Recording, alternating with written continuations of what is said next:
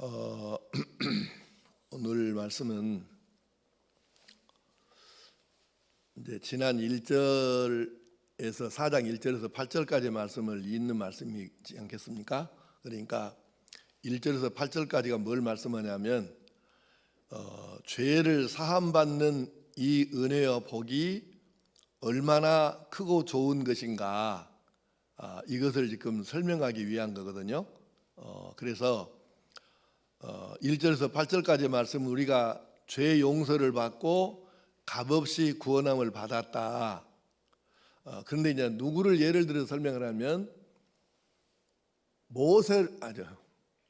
아브라함을 예로 들어서 설명을 하는 거예요. 아브라함을 예로 들어서 볼 때 이러이러하다. 그래서 이제 4장 전체는 아브라함의 이야기로 도배가 돼 있어요.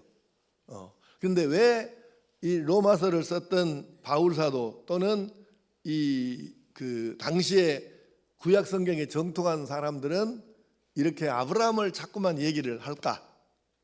그 배경을 조금만 말씀을 이제 설명하면, 우선 아브라함은 모세보다 먼저 사람이에요. 그러죠? 아브라함은 창세기에 나오고 모세는 출애굽기에 나오잖아요. 아브라함이 시대적으로 앞선 사람이고, 그 다음에 이스라엘 사람들이 토론과 논쟁을 하다가도 아브라함도 이렇게 했는데요, 그러면은 더 이상 말을 할 수가 없는 거예요. 아브라함은 그만큼 존경을 받고 믿음의 조상으로 확고한 위치를 점하고 있기 때문에 아브라함 할아버지도 이렇게 믿었는데 그러면 더 이상 다른 말이 필요가 없는 거예요. 논쟁 종결입니다. 그런데다가 믿음의 모델입니다. 이스라엘에 있어서 적어도 믿음이란 걸 얘기할 때는 아브라함보다 더 확실하고 좋은 모델이 없어요. 그러니까 아브라함은 모든 이스라엘 사람들이 인정하고 존경하고 존중하는 믿음의 모델이에요. 최고의 모델이에요. 그러니까 믿음 이야기할 때 아브라함을 빼고는 말을 못한다는 얘기죠. 그래서 아브라함의 이야기를 예를 드는 거고, 그 다음에 아브라함은 율법이 있기 전에 하나님을 믿었던 사람이에요. 율법은 모세에게 줬잖아요. 그때가 이제 율법의 시작이니까. 그러니까는 율법이 있기도 전에 이미 하나님께 인정을 받았던 믿음의 사람이에요. 그러니까 모든 면으로 봐서 대단한 사람이고, 또 하나는 아브라함의 이야기를 하면 못 알아먹을 사람이 없어요. 당시에 적어도 성경을 아는 사람이라면. 특히 이스라엘 민족에게는 아무리 나이가 어려도 아브라함 말씀을 알아듣는 사람이라면 애기든 어른이든 아브라함 얘기하는데 못 알아듣는다. 아브라함이 누구요? 이럴 수는 없는 거예요. 그러니까 아브라함의 이야기를 예로 들면 모든 사람들이 다 쉽게 이해할 수 있고 받아들일 수 있고 반박할 수 없는 확고한 증거가 되는 거예요. 그러니까 이제 바울 사도께서 이런 아브라함을 예로 들어서 도대체 믿음이 뭐냐, 도대체 의의가 뭐냐, 도대체 죄사함이 뭐냐, 어떻게 우리가 그걸 입을 수 있었냐, 받을 수 있었냐, 이거를 지금 설명을 하는 거예요. 그래서 오늘 이제 지난 수요일도 했지만 오늘하고 다음 주 혹 그 다음 주까지 4장을 할 건데, 이 4장에 대한 설명을, 그 강해를 잘 들으시면 여러분의 믿음도 이론적으로 이렇게 정립이 될 뿐만 아니라 다른 사람에게도 믿음이 뭐냐에 대해서 여러분이 설명을 해줄 수 있는 거예요. 이게 안타까운 점이 뭐냐면 한국의 기독교인들이 설교는 듣고 예배는 참석하고 성경 공부를 하는데 자기가 배운 것을 다른 사람에게 전해줘야 되잖아요. 배웠으면 다른 것은 뭐라도 배운 것 정도는 다른 자기 후배 교인들에게 알려줄 수 있어야 그게 정상이지 않겠습니까? 표정들이 어째 그냥 식사들은 하고 오셨어요? 배고프면 빨리 좀 끝내주려고 했더니 그냥 다들 식사를 하고 하셔서 좀 더 해도 되겠네. 자, 그러면 이제 아브라함이 언제 할례를 받고 언제 의롭다고 인정을 받았는가에 대해서 한번 생각을 해보겠습니다. 자, 하나님께서 아브라함을 의롭다고 인정을 해 주셨는데 그러면 아브라함이 하나님께 의롭다고 인정을 받은 이유가 뭐냐는 거예요. 할례를 받았기 때문에 의인인가? 또 다른 뭔가 율법적인 행위를 했기 때문에 의롭다고 인정을 받았는가? 무엇 때문에 무엇을 가지고 아브라함이 하나님께 의인이라고 의롭다고 인정을 받았느냐 말이죠. 자, 보십시다. 창세기 15장 6절 말씀을 조금 현대인의 성경 번역이 좀 더 낫네요. 현대인의 성경 번역으로 보겠습니다. 자, 시작. 아브라함이 여호와를 믿었으므로 여호와께서는 이 믿음 때문에 그를 의롭게 여기셨다. 아멘. 아멘. 여기서는 시기만 생각해 보겠습니다. 이제 여러분 이걸 대답할 수 있고 못할 수도 있는데 창세기를 이해를 좀 잘하는 분들은 대답을 할 수 있을 거고, 아브라함이 여호와를 믿었으므로 여호와께서는 아브라함의 이 믿음 때문에 그를 아브라함을 의롭게 여기셨다는 거예요. 무엇 때문에? 믿음 때문에. 그러면 질문합니다. 아브라함이 믿음 때문에 하나님께 의롭다고 인정하심을 받은 것은 이스마엘을 낳기 전일까요? 이삭이 아닙니다. 이스마엘입니다. 불신앙의 말하자면 상징이요. 불신앙의 씨앗, 열매요. 이스마엘을 낳기 전입니까? 후입니까? 김선희군 선수 들어와요. 오늘 안 나왔어?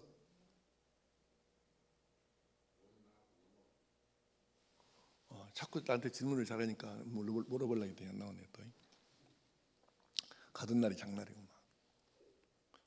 권성임 권사. 아브라함이 하나님을 믿었기 때문에 의롭다고 인정을 받은 것이 이스마엘을 낳기 전이에요, 후예요?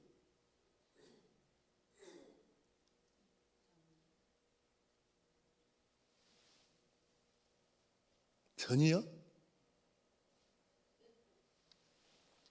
자, 아는 사람 대답해봐. 전입니까, 후입니까?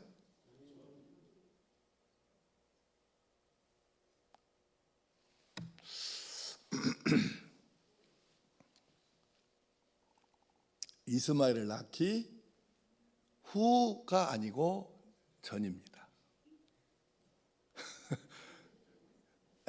이 이해가 잘 돼야 지금 이해가 되는 거예요. 그러면 다메섹 출신의 엘리에셀을 양자로 삼기 전입니까, 후입니까? 전입니다. 예. 그러니까 당연히 아브라함이 할례 받기 전에 의롭다고 인정을 받은 거예요, 후에 인정을 받은 거예요? 그러면 아브라함이 의롭다고 인정을 받은 것은 할례하고 관계가 있어요, 없어요? 그 얘기예요. 지금 바울 사도가 지금 하려고 하는 얘기가 그 얘기예요. 아브라함이 할례 받기 전에 이미 의롭다고 하나님께 인정을 받았으니까, 그러므로 의롭다고 인정을 받는 것은 할례하고는 아무 상관이 없다. 만약에 할례를 받아야만 의롭게 된다면 아브라함이 어떻게 할례 받기 전에 하나님께 의롭다고 인정을 받았겠냐. 그래서 이거는 아니다. 그러므로 여러분도 나도, 지금 바울 사도가 한 말이 내 말이 아니고 바울 사도가 로마에 사는 여러분이나 나나 또는 그 외 누구든지 간에 아브라함이 할례 받기 훨씬 전에, 더 정확하게 말하면 14년 전에 이미 하나님께 믿음 때문에 의인으로 인정을 받았다는 것을 기억해야 한다. 그걸 지금 얘기를 하는 거예요. 이게 왜 이렇게 중요하냐면 이따 뒤에 다시 설명하겠습니다. 자, 보세요. 그래서 방금 읽은 로마서 4장 9절 10절이 이렇게 말씀을 하시는 겁니다. 자, 한번 띄워보세요. 시작. 그런즉 이 복이 할례자에게냐 혹은 물할례자에게도냐? 무릇 우리가 말하기를 아브라함에게는 그 믿음이 의로 여겨졌다 하노라. 그런즉 그것이 어떻게 여겨졌느냐? 할례시냐 무할례시냐? 할례시가 아니요 무할례시니라. 아멘. 그래요.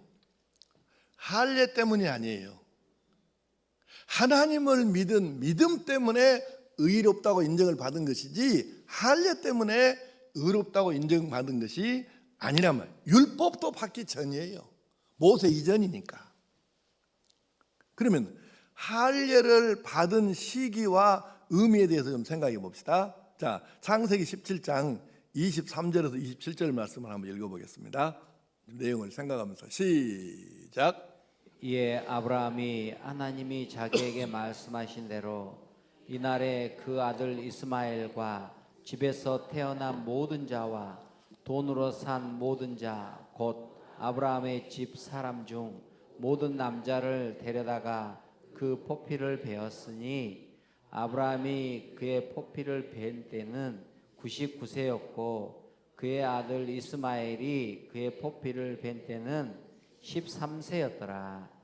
그날에 아브라함과 그 아들 이스마엘이 할례를 받았고 그 집의 모든 남자 곧 집에서 태어난 자와 돈으로 이방 사람에게서 사온 자가 다 그와 함께 할례를 받았더라. 아멘. 아멘. 우리 아브라함 할아버지께서 할례를 받은 것은 하나님께 의롭다고 인정을 받은 후로 세월이 한참 지나서 14년이나 지나가지고 이스마엘을 낳은 후가 되는 거예요. 이스마엘이 할례를 받았다고 하잖아요. 그러니까 이 말씀은 15장과 17장은 성경 장수로는 1장, 2장, 2장 차이밖에 안 나지만 시간적으로는 무려 14년의 차이가 있는 거예요. 그러면 의롭다고 인정을 받은 후에 할례를 받았는데 이때 할례의 의미는 그럼 뭐냐는 거죠. 왜 그럼 할례를 왜 받아? 이런 의문이 생기지 않겠어요? 그래서 그 의문을 이렇게 풀 수 있습니다. 자, 로마서 4장 11절입니다. 오늘 읽은 본문에 나와요. 11절 시작. 그가 할례의 표를 받은 것은 무할례 시의 믿음으로 된 의를 인친 것이니 이는 무할례자로서 믿는 모든 자의 조상이 되어 그들도 의로 여기심을 얻게 하려 하심이라. 아멘. 아멘. 그 띄워보세요. 지금 저 말씀을 앞에 부분만 한번 생각해 보세요. 그가 할례의 표를 받은 것은 무할례 시에 할례 안 받았을 때 할례 받기 전에 믿음으로 된 의를 인친 것이니 인쳤단 말이 뭐냐면 도장 찍었다 그 말이에요. 도장을 찍었다. 그러면 도장을 찍었단 말은 무슨 말인가? 이거는 바로 확인한다, 다짐한다, 그리고 도장을 찍어서 공표하는 거예요. 사람 앞에 공개하는 것이죠. 그러니까 이 아브라함이 왜 이 할례를 받았느냐? 이 사람은 하나님께로부터 의롭다고 인정을 받았다고 확인함하고 하나님께서 도장을 인쳤다, 콱 찍어주셨다 그 말이에요. 도장을 콱 찍어주셨어요. 아브라함 너는 믿음으로 말미암아 의롭게 된 사람이다, 의인이다, 이렇게 도장을 찍어주셨다는 얘기예요. 그러니까 자, 오늘 우리가 이제 성경 안 나와도 돼. 보세요. 그럼 질문 하나 하겠습니다. 세례 받은 사람 손 들어보세요. 이것도 늦게 들란가? 두 번째 들란가? 내리세요. 손 든 사람 대답하세요.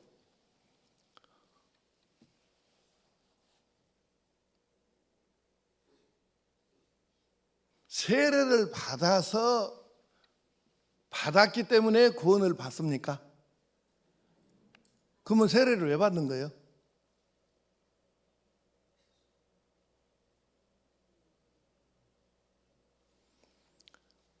믿음의 사람이라는 것을 도장을 찍는 거예요. 이미 이 사람은 세례를 받잖아. 그러면 다음 주일에 세례죠. 다음 주일에 우리 세례식 합니다. 근데 세례식 할 때 주일에 세례식을 하기 위해서 토요일에 세례 문답을 해요. 그래서 이 사람이 진짜 예수를 확실하게 자기 구주로 영접했는가, 이거를 다양한 방법으로 확인을 해요. 유도신문까지 해가면서. 그리고 진짜 예수를 영접을 했다, 그리고 이제 정말 변치 않고 믿음으로 살겠다고 약속을 하면 그 다음에 이제 자기가 이미 거기서 다 했잖아요, 고백을. 그런데 또 다시 한 번 더 확인을 해. 그날 주일에 이제 어제는 토요일이었고 문답 끝났고 문답 합격한 사람이 이제 예배 시간에 앞으로 딱 이름으로만 서가지고 거기서 이제 서야 그러잖아요. 예수 믿는 것 외에는 구원의 길이 없는 것을 확실히 믿습니까? 그러면 이제 본인이 예 하든지 아멘 하든지 대답을 하죠. 그때 뭐라고 그래요? 대답이 안 되겠으면 마음으로부터 양심 속이지 말고 대답이 안 되겠으면 그냥 자리에 앉으세요. 내가 그러잖아요. 그러면 이제 양심 안 속이고 자기가 대답을 이렇게 7가지 예 하고 하면 이제 그때 세례를 주는 거예요. 그게 무슨 얘기예요? 믿음의 고백이 먼저 있고 예수님을 영접했다는 확인이 먼저 된 다음에 그 후로 예수를 구주로 영접했다는 표시로 도장 찍는 의식으로 세례를 주는 거예요. 할례, 하나님께서 이미 아브라함이 믿음으로 의롭다고 인정해 주셨어요. 그러니까 그 하나님께 인정받은 것을 공표해서 공개하는 거죠. 도장을 찍어서 이 사람은 믿어서 의인된 것이 맞다, 확실하다. 그렇게 도장을 찍고 이게 인치는 거예요. 그러니까 오늘 여러분과 나도 이미 믿음의 고백이 먼저 있었기 때문에 그 믿음을 확인하고 공표하기 위해서 이 사람은 예수 믿은 사람이다, 영접한 사람이다, 이걸 인정하고 공표하기 위해서 공식적으로 좀 도장 찍는 의식, 이것이 바로 세례식일 뿐이에요.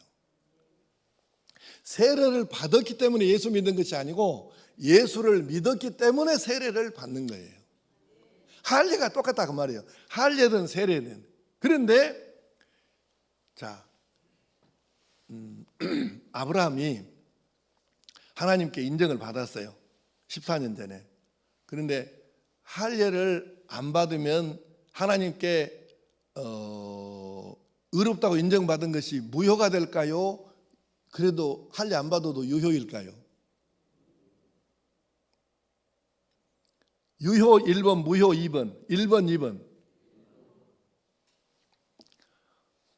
그냥 이제 공표해서 다 이렇게 사람들에게 알게 하는 것이 좋으니까 하는데 공식적으로 공표 안 했다고 해서 의롭다고 인정받은 것이 취소되는 건 아니잖아요. 그러니까 우리가 세례를 반드시 받긴 받아야 돼. 그런데 세례를 안 받았다고 그래서 이미 자기가 예수를 영접한 이 믿음이 어디로 사라지거나 하나님께서 인정을 안 하시거나 그러지는 않는다 그 말이에요.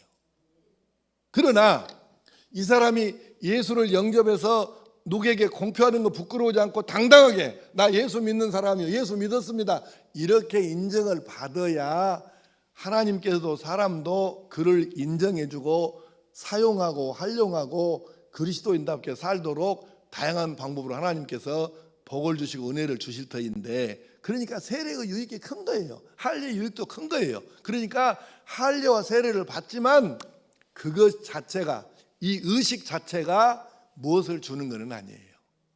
그래서 우리가 이 부분을 오해가 없어야 하고, 그래서 이제 그러면 왜 아브라함에게 이렇게 할례를 주셨을까? 그 의미가 뭘까? 자, 이제 4장 11절 한번 다시 읽겠습니다. 자, 시작. 그가 할례의 표를 받은 것은 무할례 시에 믿음으로 된 의를 인친 것이니 이는 무할례자로서 믿는 모든 자의 조상이 되어 그들도 의로 여기심을 얻게 하려 하심이라. 아멘. 아멘. 아브라함이 할례를 받기 전에 믿음으로 의롭다고 하나님께 인정을 받은 것처럼 오고 오는 세대에 오늘 우리들까지 할례가 아니어도 의롭다고 인정을 받을 수 있다. 하나님께 그것을 모델 케이스로 하나님께서 아브라함을 세워서 우리에게 알려주셨다. 지금 그 의미예요. 그러니까 아브라함이 할례를 받는 것은 의미가 큰 거죠. 그래서 후세에도 믿는 모든 자의 조상이 되어서 그들도 의롭다고 인정함을 받게 만들어 주신 거죠. 그러면 왜 이런 과정이 이렇게, 여러분 듣기로는 뭐 이렇게 복잡해 이렇게 생각할 수 있는데 왜 이 과정이 필요한가? 여러분, 나는 복 같은 거 관심 없어요. 그냥 복은 뭐 있어도 그만 없어도 그만, 복 관심 없습니다. 이런 사람 손 한번 들어보세요. 복에 관심 있고 복 받고 싶습니다. 그러면 손 한번 들어보세요. 손 안 드니까 항상 문제예요. 내리세요.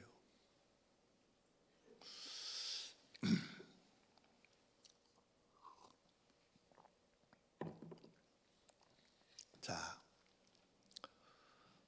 복의 시작은 다들 복을 받고 싶어요. 근데 복의 시작이 뭐냐는 거예요. 왜 그렇게 성경이 이렇게 길게 이렇게 막 잔소리 같은데 뭔 말인가 알 것 같기도 하고 모를 것 같기도 한 말씀을 이렇게 복잡하게 막 중복적으로 계속 해야 되는가? 그것은 이것 때문에요. 죄의 문제가 그렇게 크다. 복의 시작은 죄의 문제를 푸는 것에서 복이 시작이 된다. 그래서 성경이 죄의 문제 풀어서 의롭게 되는 이야기를 이렇게 거듭거듭 강조하고 반복하고 하는 것이에요. 기억하십시오.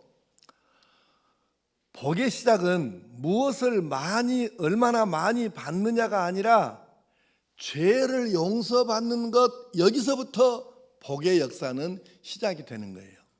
근데 사람들이 순서를 뒤바꿔. 죄 그까짓 건 뭐 그냥 뭐 별 생각이 없어. 그리고 우선 좋다고 하는 거 많이 좀 가졌으면 이렇게 거기다 달려드니까 맨날 코피 터지고 맨날 넘어지고 깨지고 그래서 울고 짜고 불고 난리를 치는 거예요. 순서가 있어. 순서가 중요합니다. 항상 우리가 죄 용서 받는 것, 여기서부터 복은 시작이 된다.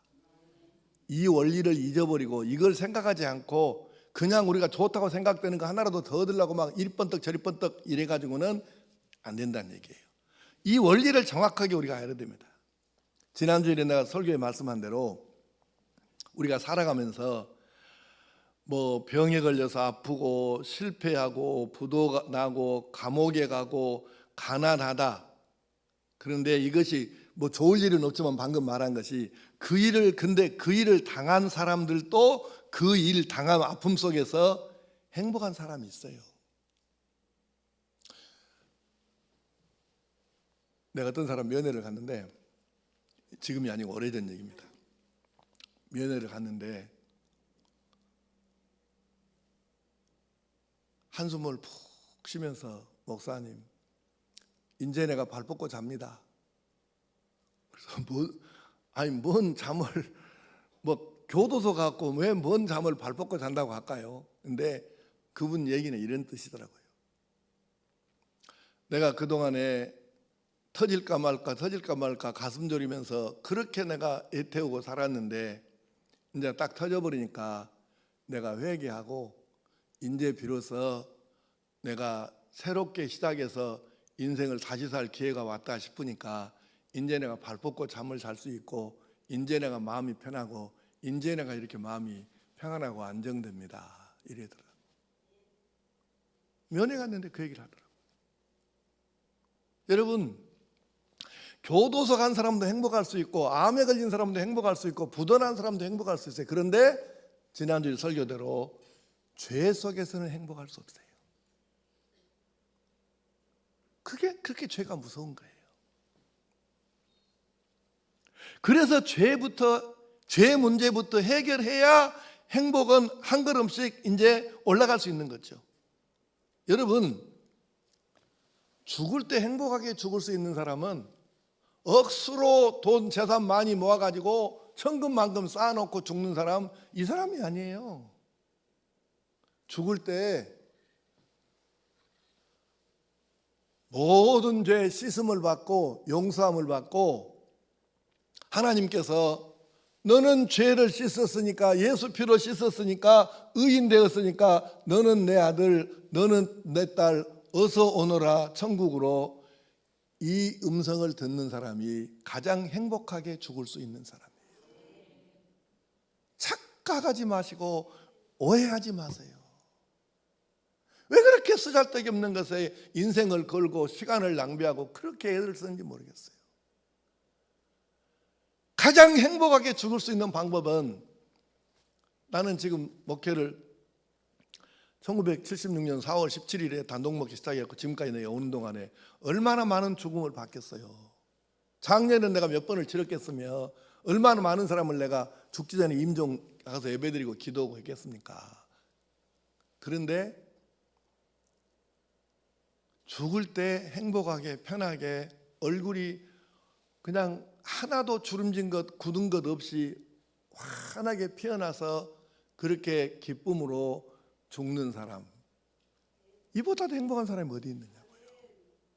그런데 이 사람들은 모두가 하나같이 죄 씻음을 온전하게 받고 하나님께 의롭다고 인정을 받고 너는 내 아들 너는 내 딸, 그래서 천사를 보내셔서 하나님께서 천국으로 데려가시는, 그래서 죽을 때 영혼이 몸에서 빠져나갈 때 고통이 아니라 얼굴이 환해가지고 그렇게 몸이 부드러울 수가 없어요. 대통령이나 국회의원 한다고 그렇게 죽겠습니까? 죽을 수 있겠습니까? 재벌이라고 그렇게 죽을 수 있겠습니까, 여러분? 아니에요. 예수님을 영접해서 죄 씻음을 받고 하나님께 의롭다고 인정을 받은 사람만 죽음의 순간에 그렇게 행복하게 죽을 수 있다는 것을 기억하셔야 합니다. 그렇게 죄 문제 해결이 중요하다 그 말이에요. 죄 문제 해결이. 그런데 이 땅에 너무 많은 사람들이 죄 문제부터 풀려고 그런 것이 아니라 세상 사람들이 좋다고 하는 거 하나라도 더 얻으려고 더 쌓으려고 그렇게 요거 넘어가면서 그렇게 믿음 저버려 가면서 그렇게 아득바득 사는 걸 보면 너무 안타깝고 불쌍하고 짠하잖아요. 사랑하는 성도 여러분, 생각해 보십시오.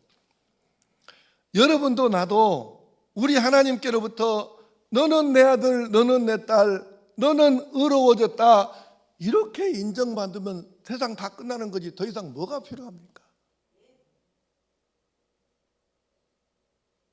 하나님께 너는 의롭다 죄 씻음 받았고 내 아들 예수의 피로 죄 씻었고 의인 되었다 내 나라의 천국에 들어오너라. 그래서 우리를 품에 안아주시면 아니 끝나는 거 아니야. 더 이상 뭐가 필요해 우리한테? 우리가 이 놀라운 은혜를 깨닫고 알고 추구하고 사는 사람과 그렇지 못하니까 아직도 세상의 모든 것에다 목숨 걸고 사는 이런 사람들이 있는데 어느 쪽으로 우리가 선택하고 살아야 하겠습니까? 자, 오늘 말씀 처음으로 다시 돌아가겠습니다. 오늘 본문 로마서 4장 9절을 한번 다시 읽어볼까요?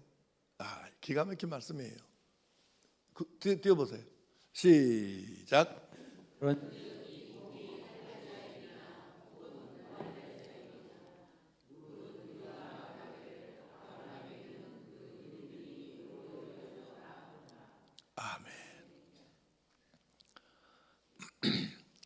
오늘 원래 설교 준비하면서 9절 한 절만 갖고 설교를 하려다가 그러면 또 너무 길어질 것 같아서 그냥 16절까지 읽고 오늘 16절을 끝내려고 하는데 9절 시작이 바로 이 말씀이에요. 그런즉 이 복이, 따라서 하세요. 그런즉 이 복이 할례 받고냐 할례 받기 전이냐. 이게 무슨 말이냐면 아브라함이 말하는 바울 사도가 말하는 복은 이거예요. 우리가 하나님께로부터 지난 1절에서 8절까지 말씀에 그렇게 돼 있잖아요. 다윗도 고백했습니다. 하나님께 그 허물의 가리움을 받고 죄의 용서를 받은 사람은 복이 있다. 다윗이 고백했죠. 그러니까 그 말씀을 인용해 갖고 바울 사도께서 죄 사함, 우리가 예수로 말미암아 죄 사함 받았다는 것이 얼마나 큰 복이냐 이거를 지금 1절에서 8절에 설명을 하고, 그런데 이 복이 언제부터 왔지? 이렇게 질문하는 거예요. 그런데 이 복이, 그러니까 이 복은 무슨 복이냐면은 죄 용서함을 받음으로부터 시작되어서 영생을 알고 살아계신 하나님을 알고 하나님이 복의 주인이시라는 걸 알고 그 뜻대로 사는 자에게 복을 주시는 걸 깨닫고 그 하나님을 섬기고 사는 이 복이, 나는 하나님의 아들이다 딸이다, 이 행복, 이 복이 할례자에게냐 무할례자에게냐, 할례받기 전이냐 후냐, 이걸 지금 얘기하는 거예요. 그러니까 이 바울 사도는 이 복이 얼마나 큰 복인지를 깨달았기 때문에 이렇게 말할 수 있는 거예요. 그런즉 이 복이 바로 그 복을 말하는 거예요. 죄 용서함 받고 하나님의 아들이다 딸이다 인정받고 의인이라고 인정을 받은 이 복. 그래서 하나님은 나의 아버지, 그래서 우리가 하나님 아버지라고 부르고 기도하고 복의 주인 되신 하나님께 우리가 매달려 그분을 섬기고 사는데, 이 복이 언제부터 시작이 되었냐? 믿음으로잖아요. 믿음으로. 아브라함의 믿음으로. 그러므로 오늘 여러분과 나도 이 복이 언제부터 내게 시작이 되었냐, 이거를 스스로에게 질문하면서 내가 예수님을 입으로만이 아니라 진짜 내가 마음으로부터 나의 주인으로 영접하고 믿은 그 순간부터 이 복이 내게 시작이 되었다. 이걸 깨닫고 우리가 감격하면서 살아야 하는 것이죠. 마지막으로 우리가 이 복을 누리는 것은 세상에 무슨 표식을 받고 의식에 참여하는 것으로 얻어지는 것이 아니에요. 하나님께서 너는 내 아들, 너는 내 딸 이래 말씀해 주시는 것이 뭐 할례 받았냐 세례 받았냐 이것 갖고 하는 게 아니고 믿음으로 주어지는 일인데, 아브라함은 그 믿음으로 이 복을 받고 이 은혜를 누렸어요. 그러면 아브라함의 믿음의 특징을 이제 2주 전에도 말씀을 했는데 두 가지로 오늘 정리를 하고 마치겠습니다. 아브라함의 믿음의 특징이 있어요. 아브라함의 믿음의 특징은 이렇게 정리할 수 있습니다. 따라해 보겠습니다. 그럼에도 불구하고의 믿음. 무슨 얘기냐면, 첫째는 넘어짐에도 불구하고 믿는 믿음이에요. 아이고, 아브라함 지난번에 내가 쭉 설명했잖아요.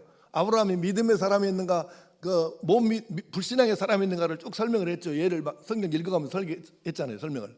그러니까 보니까 그렇게 자주 넘어져, 맨날 넘어져 가지고 언뜻 하면 뭐 양자로 삼아버리고, 언뜻 하면 또 자기 또 그 마누라 말 듣고 몸종한테 가갖고 또 이스마엘 나불고, 언뜻 하면 또 하나님 말씀하시는데 한쪽으로 돌아서 속으로 웃어불고. 그러니까 이게 무슨 믿음이에요, 이게. 맨날 넘어진 거예요.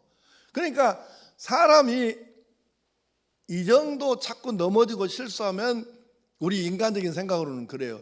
에이, 사람이 체면이 있고 염치가 적고 있어야지, 쪽제비도 낯자 있고 벼룩도 염치가 있다는데 사람이 그게 뭐냐, 이럴 수 있잖아요. 그래서 감히 자꾸 넘어지면 하나님한테 죄송해서 기도도 못할 것 같고 아버지 이렇게 부르도 못할 것 같아.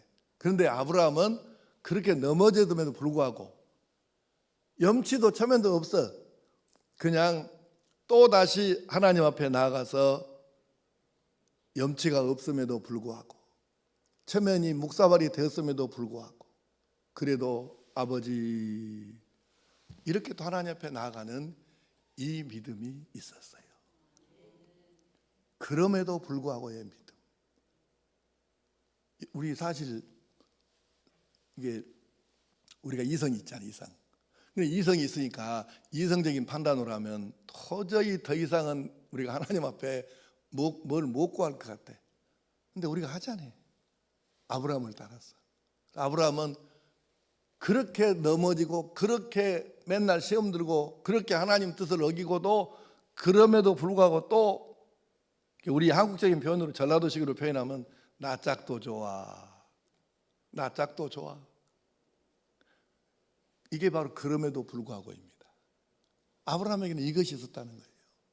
그러니까 그가 이 믿음으로 하나님께 불쌍히 여기심을 받은 거예요. 두 번째, 또 하나는 믿기 어려운 상황인데도 불구하고 믿는 믿음이에요. 아니, 하나님께서 도저히 가망이 없는 것 같은데 하나님께서는 아브라함에게 믿어라. 내가 너에게 아들을 주고 그놈을 통해서 내가 네 자손을 하늘의 별처럼 많게 해주겠다. 이러시면 인간적으로 생각해 보세요. 그러니까 그래 웃었잖아 속으로. 아브라함도 아이고 사라의 생리가 끊어진 지가 언제고 사라의 나이가 90이고 내 나이가 100살인데 아이고 아들은 뭔 아들 이랬잖아요. 그러니까 지금 이 아브라함의 상황이 하나님의 말씀을 받아들이기가 너무 어려운 상황이에요. 지금 자기 나이가 100살이에요 고목나무 돼버렸다 그 말이에요. 그리고 고향을 하나님의 약속을 받아들여 갖고 고향을 떠난 지가 몇 년 됐어요? 24년 됐어. 이제 아들 낳을 때는 25년 된 거고 75세에 떠나갖고 100살에 아들 낳았으니까 임신했을 때는 99세였을 거 아니에요. 그러니까 24년이나 지났으니까 말이 안 되는 거죠 상황이. 그리고 이미 굳어질 대로 굳어진 상황이에요. 도저히 그러니까 하나님께서 말씀하셔도 아니 지은지 끝나본 상황인데 뭔 얘기를 인자다 낳느냐고 그래가지고 도무지 이렇게 믿을 수 없는 상황인데 그 믿기 어려운 상황인데도 불구하고 그럼에도 불구하고 하나님의 말씀이니까 믿는 거예요. 왜 믿는다고? 하나님의 말씀이니까. 유명한 과학자가 유명한 정치학자가 뭐 이런 말했으면 쓸데없는 소리가 자빠졌네 이렇게 말할 수 있는데 하나님께서 하신 말씀이기 때문에 아브라함이 그럼에도 불구하고 믿을 수 없는 상황임에도 불구하고 이 말씀을 믿음으로 받아들이는 거예요. 그러니까 하나님께서 이것을 아브라함에게 의로 여겨주신 거죠. 믿었으니까 하나님을 믿었으니까. 오늘 여러분과 내가 지금 사는 세상이 그렇게 단순한 세상이 아니에요. 100년 전에는 엄청 단순했습니다. 살기가. 지금은 너무 복잡합니다. 애기들 말로 이게 참 정리가 안 돼요. 그래도 원리는 똑같습니다. 따라합시다. 그럼에도 불구하고의 믿음. 이것이 우리에게 이 시대에 절실하게 필요한 거예요. 과학이 어쩌고 AI가 어쩌고 디지털이 어떻고 챗 GPT가 어떻고 뭔 말인가 못 알아먹을 수도 있지만 하여튼 이렇게 세상이 골치 아프게 돌아가는데 그럼에도 불구하고 소망은 하나님께 있습니다. 이 믿음으로 아브라함처럼 우리도 하나님께 인정받고 승리하게 되기를 축복합니다. 기도하십시다.